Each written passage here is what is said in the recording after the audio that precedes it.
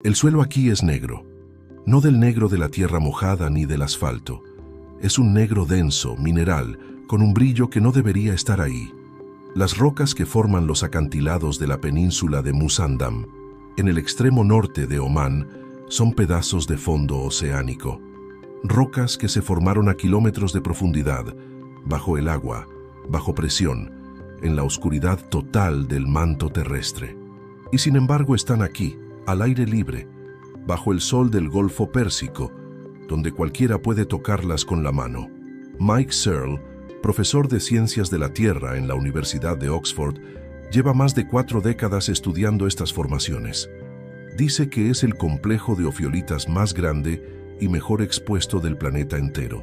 Y tiene razón, porque lo que estas rocas cuentan es la historia de cómo 2 continentes chocaron, de cómo ese choque creó un embudo geográfico de apenas 55 kilómetros de ancho y de por qué debajo de todo eso hay más petróleo concentrado que en ningún otro lugar de la Tierra. Bienvenidos al Estrecho de Hormuz. Para entender por qué esta región acumula tanta riqueza petrolera, tenemos que retroceder mucho, no miles de años, millones. Hace unos 250 millones de años, los continentes que conocemos no existían como tales. La mayor parte de la masa terrestre estaba agrupada en 2 grandes bloques, la Eurasia al norte y Gondwana al sur. Entre ambos se abría un océano que los geólogos llaman el Mar de Tetis, un cuerpo de agua tropical, cálido, poco profundo en sus márgenes, que se extendía por lo que hoy es el Mediterráneo, Oriente Medio y parte del sur de Asia. Lo que hoy es la península arábiga estaba sumergida en el borde de ese mar. No era desierto, no era arena, era fondo marino. Y ese fondo marino tenía condiciones que, vistas desde la geología del petróleo, eran perfectas.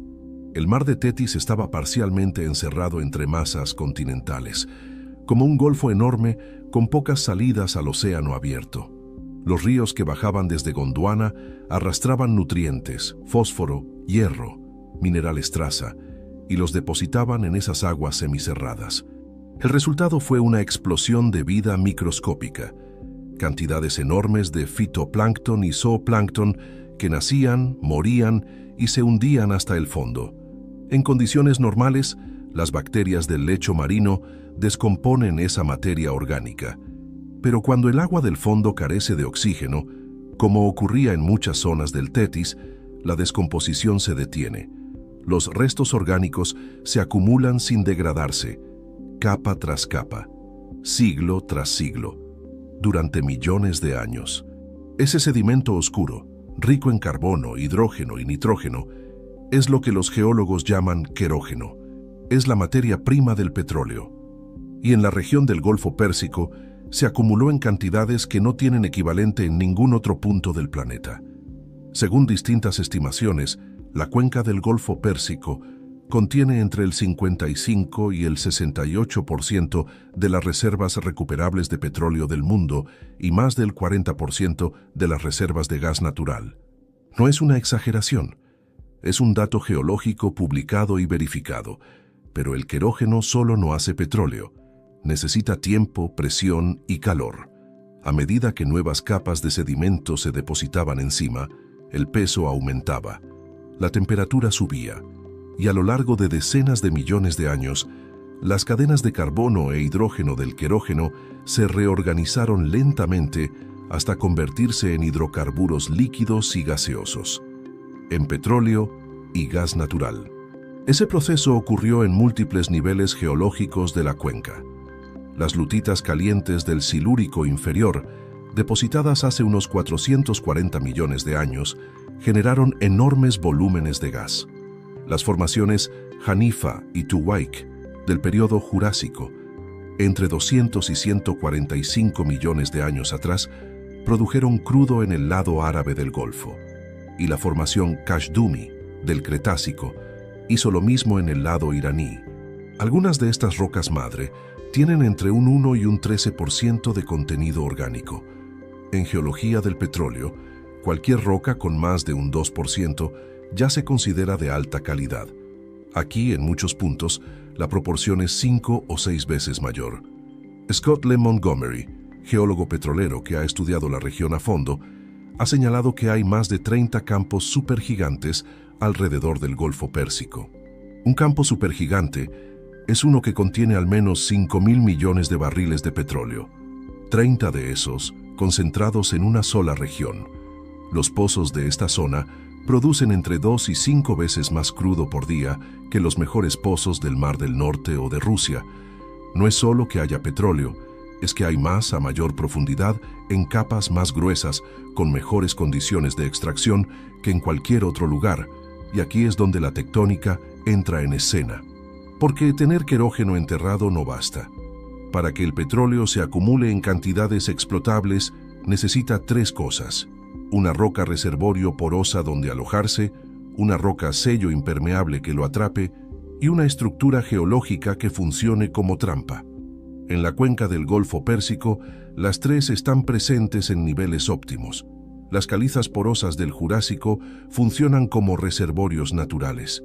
Las evaporitas, capas gruesas de sal y anhidrita depositadas cuando el mar se evaporaba parcialmente, actúan como sellos casi perfectos. Y las trampas las creó la propia colisión de continentes. Hace unos 30 millones de años, la placa arábiga, empujada por la apertura del Mar Rojo en su flanco suroeste, comenzó a desplazarse hacia el noreste. Lentamente, a unos 2 centímetros por año, fue acercándose a la placa euroasiática. Cuando finalmente chocó contra lo que hoy es el sur de Irán, el impacto arrugó la corteza terrestre y levantó los montes Zagros, una cadena de 1.600 kilómetros que se extiende desde el este de Turquía hasta el propio estrecho de Hormuz. Mark Allen, profesor de Ciencias de la Tierra en la Universidad de Durham, lo explica con una imagen sencilla. Pensemos en la placa arábiga como una regla flexible. Si ponemos algo pesado en un extremo, la regla se hunde y se curva. Eso es exactamente lo que hicieron los Zagros. Su peso hundió el borde norte de la placa arábiga y creó una depresión larga y poco profunda. Esa depresión es el Golfo Pérsico. La colisión no solo creó la cuenca, también dobló, plegó y fracturó las capas de roca que ya estaban cargadas de hidrocarburos. Esos pliegues, que los geólogos llaman anticlinales, son arcos de roca comprimida desde ambos lados y funcionan como trampas naturales para el petróleo y el gas. El crudo, más ligero que el agua, migra hacia arriba a través de las fracturas hasta quedar atrapado bajo la curva del anticlinal, sellado por las capas impermeables de evaporita. Cada anticlinal es un campo petrolero en potencia, y la región del Golfo Pérsico tiene cientos de ellos, algunos de dimensiones que desafían la imaginación. El caso más extremo es Ghawar. Situado en la provincia oriental de Arabia Saudita, a unos 100 kilómetros al oeste de Dhahran, Ghawar es el campo petrolero convencional más grande del mundo. Mide 280 kilómetros de largo y hasta 36 de ancho. Ocupa un anticlinal que se formó sobre un bloque de falla del basamento que data del período Carbonífero, hace unos 320 millones de años. Su reservorio principal, la caliza Arab D del Jurásico, tiene unos 100 metros de espesor y se encuentra a unos 2.100 metros bajo la superficie. Fue descubierto en 1948 y puesto en producción en 1951. Desde entonces, ha producido más de 65.000 millones de barriles de crudo. Un solo campo. La historia de su descubrimiento tiene nombre propio: Max Steinecke. Este geólogo, nacido en Oregón, llegó a Arabia Saudita en 1934, enviado por la Standard Oil de California. El desierto no ofrecía ninguna pista visible. No había montañas, ni ríos, ni afloramientos rocosos obvios, solo arena, grava y un calor que no daba tregua. Steinecke desarrolló una técnica llamada perforación estructural, pozos poco profundos distribuidos en cuadrícula para mapear las formaciones subterráneas sin tener que depender de la superficie. Junto a él trabajaba Kamis bin Rimtan, un beduino de la tribu Ajman que conocía el desierto como quien conoce su propia casa. Rimtan navegaba por las dunas sin instrumentos, leyendo el color de la arena, la forma de las colinas, la posición de las estrellas. Entre la ciencia de Steinecke y el instinto de Rimtan, el equipo logró lo que parecía imposible: encontrar petróleo debajo de un paisaje que no daba ninguna señal de contenerlo. En 1938, después de años de pozos secos y presupuestos al borde del colapso, Steinecke convenció a sus superiores en San Francisco de seguir perforando el pozo número 7 en Dammam. La empresa quería abandonar el proyecto. Steinecke insistió en perforar más profundo, hasta alcanzar la zona de calizas porosas que él creía que existía debajo de las capas impermeables de anhidrita. El 4 de marzo de 1938, a 1.441 metros de profundidad, el pozo encontró crudo. El flujo inicial fue de unos 1.500 barriles diarios, pero en cuestión de días superó los 3.600. Ese pozo, conocido hoy como el Pozo de la Prosperidad, marcó el inicio de la industria petrolera saudí, y la técnica de Steinecke llevó directamente, años después, al descubrimiento de Ghawar. En enero de 1940, otro geólogo del equipo, Ernie Berg, notó algo extraño mientras cartografiaba la zona cercana a Harad. El cauce seco del Wadi al-Sabha hacía un giro brusco e inexplicable hacia el este. Berg midió las mesetas circundantes y concluyó que el terreno había experimentado un levantamiento estructural. Cuando le mostró los mapas a Steinecke, este supo de inmediato lo que significaba: un anticlinal, una trampa de petróleo. La Segunda Guerra Mundial retrasó la perforación hasta 1949, pero cuando finalmente se perforó, se confirmó lo que Berg y Steinecke habían intuido. Habían encontrado el extremo sur de Ghawar.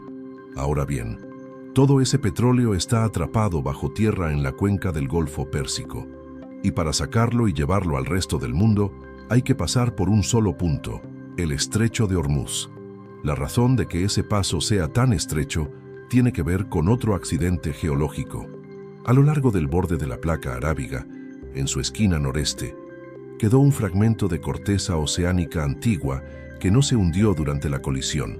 Ese fragmento es la ofiolita de Semail, un bloque masivo de corteza y manto oceánico del período Cretácico, formado hace entre 96 y 95 millones de años.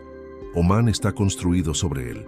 Cuando la placa arábiga se movió hacia el norte y colisionó con Eurasia, esas rocas duras de origen oceánico se incrustaron en las montañas Zagros, más jóvenes y más blandas. Al mismo tiempo, las fuerzas compresivas empujaron los Zagros hacia el sur. El resultado fue una hendidura pronunciada en la línea costera, el Estrecho de Hormuz. La península de Musandam, que forma la punta sur del estrecho, se inclinó hacia el este y el noreste durante el Cuaternario. Esa inclinación hundió parte de su costa bajo el agua y creó los fiordos y valles ahogados que hoy caracterizan la zona.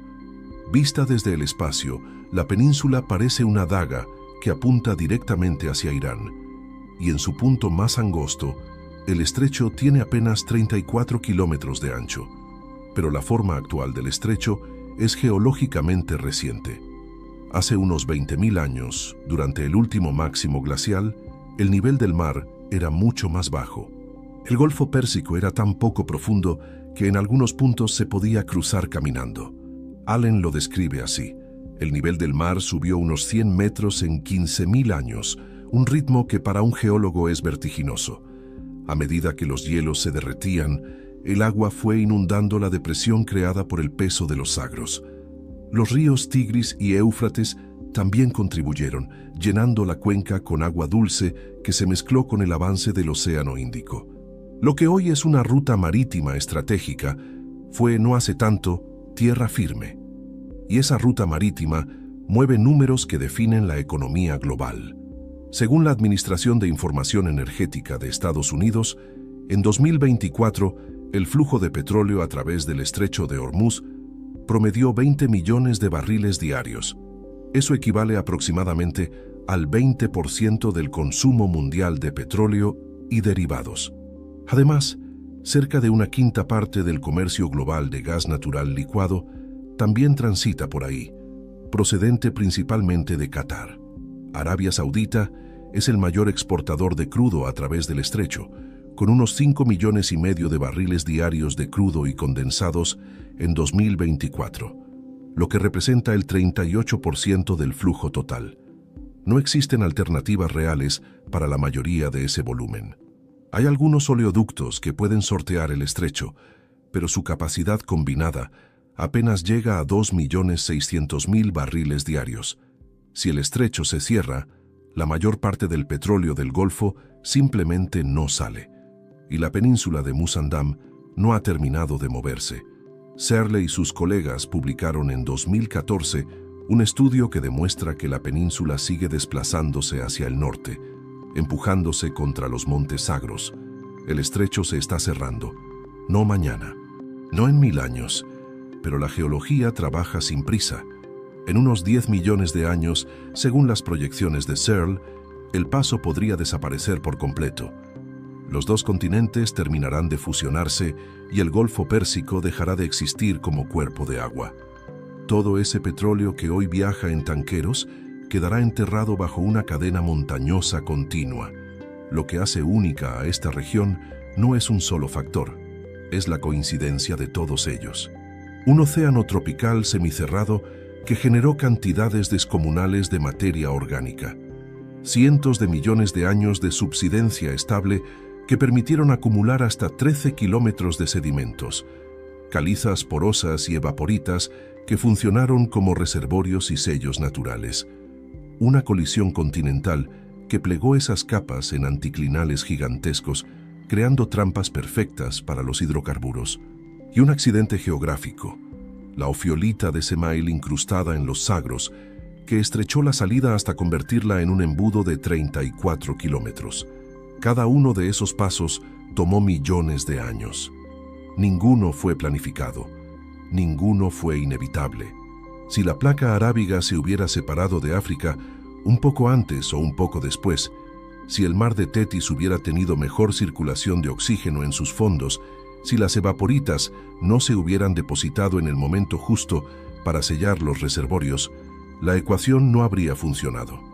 El estrecho de Hormuz no tendría petróleo, y la geopolítica del siglo XX y XXI habría sido radicalmente distinta. Pensamos en el petróleo como un recurso, como una mercancía que se compra y se vende en mercados, pero debajo de esa abstracción hay una historia concreta, una historia de plancton microscópico que vivió y murió en un océano que ya no existe, de sedimentos que se acumularon en silencio durante eras enteras, de continentes que se movieron a la velocidad a la que nos crecen las uñas hasta chocar y levantar montañas, de un geólogo de Oregón que se negó a dejar de perforar y de un beduino que sabía leer el desierto sin mapas. Todo eso converge en un paso de agua de 55 kilómetros por donde, cada día, transitan tanqueros que cargan 1/5 del petróleo del mundo. El planeta no eligió poner su mayor reserva de energía fósil en el lugar más estrecho y más vulnerable del mapa. Simplemente, la geología hizo lo que hace, y nosotros construimos civilizaciones enteras sobre el resultado.